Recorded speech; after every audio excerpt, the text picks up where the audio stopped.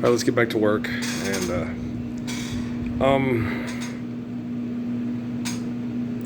when you love people and you work every day at helping people live better lives, okay. Yeah, every day is because we're not living lives that are based off of human needs. We're still living lives based off human greed and irrational attention seeking and stuff. So when you get up every day and every night you're sleeping, you wake up and everything, your conscious moments are making sure that we're living better lives because we're basing our lives off of human needs and not greed and irrational attention seeking. Okay, it's life is eternal, and remember Judah Krishnamurti in 1936 in Australia. When you look at life eternally, there will be work for all. And but work, it's like people put too much of an emphasis on that. Okay, because when you're doing things correctly, you build houses to last, you share, care, give, of course, need to build to last, right? And then you're understanding how to work together to fulfill basic needs. So you're not having to take your cat to the veterinarian, you're not having to build restaurants and then build hospitals for healthcare and drive a car to your job when the alarm clock goes off and all the rest of that crazy shit. That this wackadoodle insistence of debt and trespasses, has been infested like a disease in all of humankind, and it affects all of us, no matter how good we're trying to be and how good we are. So it's really tough. And look at my poor legs. And they got better halfway through the summer in July when I prayed for rain. And then once the rain came in, all the growth was coming up, and the oxygen was really good, and we were sleeping well, and I was feeling better, and I was detoxing. And then they came and they sprayed the Roundup, and then my poor legs got red and itchy and pus, coming out of them and stuff because of all the chemical poisoning. And then I had to go outside, okay, and cut down and water and dilute all the poison in as close proximity to the house as I could. But you still had it over there by the Martinez's trailer, or over here in the Chavez's yard, but I got most of the poison and diluted. I got most of the poison stuff cut up and out of the way, and the irrigating helped dilute it a little in Mario's orchard and Dad's, but all the rest, no. Okay, so it's very hard. One man. That there's property rights and this and that. Or if we lived in Job's time,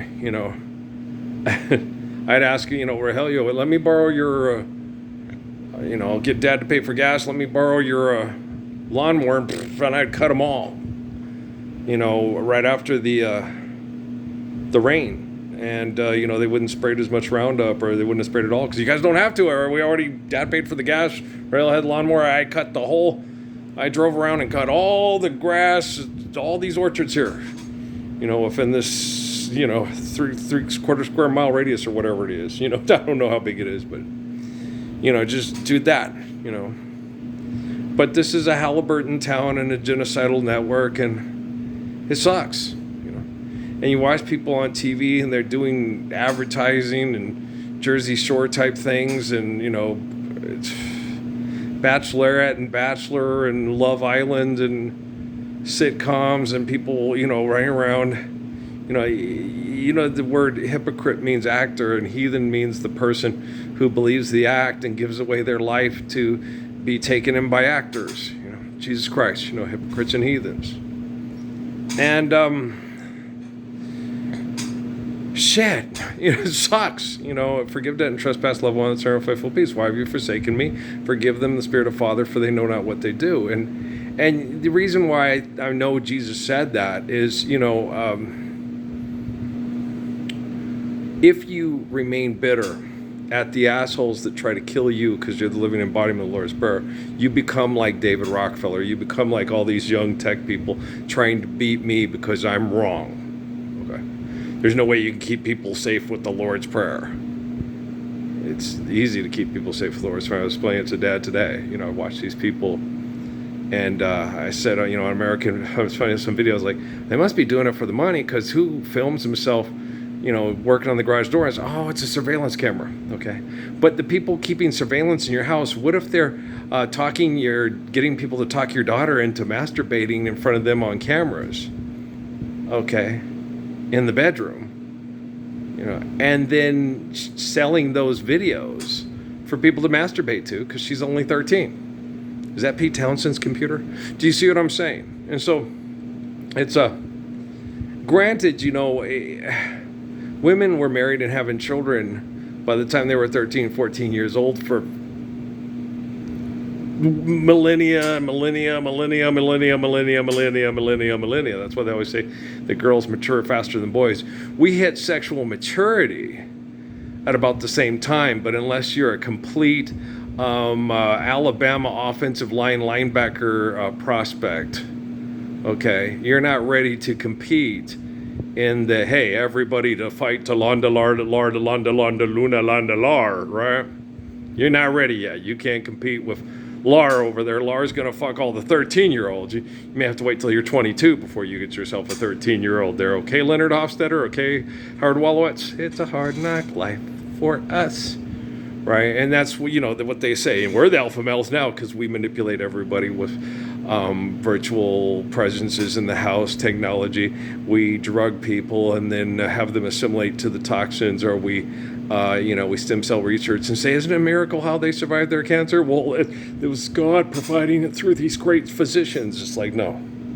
Okay, God's omnipotent, omnipotent essence of all life that gives us life with eternal existence through that is sustainable through obeying the covenants of natural laws. Okay, that's understanding most good, viable religions that have stood the test of time in a nutshell right there. Okay, it's just that simple. It's not hard. You would think psychologists would be able to explain it to you, and theoretical physicists and applied physicists, but it's not, you know, how many years has Big Bang Theory been on? It came out the year that they moved me to Sierra Vista, Arizona, and had all their great scientists studying me reveal themselves to me and then come question me in the parking lot at the grocery store that I was forced to pay extortion and exploitation. And it happened again here, and it's been, you know, and now, you know, when you have exceptional human beings, okay, that have stories told through relative forms of communication that are very valid because they're faithful, reliable sources of communication to save us from people that manipulate communication, to manipulate us, to put us in positions of power and leadership, authority and manipulation, yada, yada, yada, right? And so if you understand what I'm saying, then you're like, okay, this is making a lot of sense, and this guy's really helping me realize that we are post-apocalypse, and it's the events of my existence, but it's not specifically just tied towards me. Okay, there was Jiddu Krishnamurti and Haile Selassie. There's, you know, Sun Yat-sen, and there's G.T. Suzuki, and then there's, you know, this is one world, okay, not just one tribe, not just one group. Now, the focal point of the manipulation and the murder, and the people that become the people that are the power brokers of the philanthropy, which is not real, is based off the rabbinic tradition and religion, okay, and that manipulation. But there's no division, okay, between David and Jesus and Muhammad and Hud and Confucius and Tao and you know, Krishna and Siddhartha and so forth. See what I mean? They all agree. They're all similar, you know, like Chief Joseph with Crazy Horse, you know. They get along because they have similar faith. They protect children. They're good people. You know, so bad people will do bad things to continue their delusions of power through manipulation. Good people will not do bad things to delude themselves that they're powerful by manipulating others because they feel they can. Okay, yeah, you can manipulate a baby. You can abuse babies.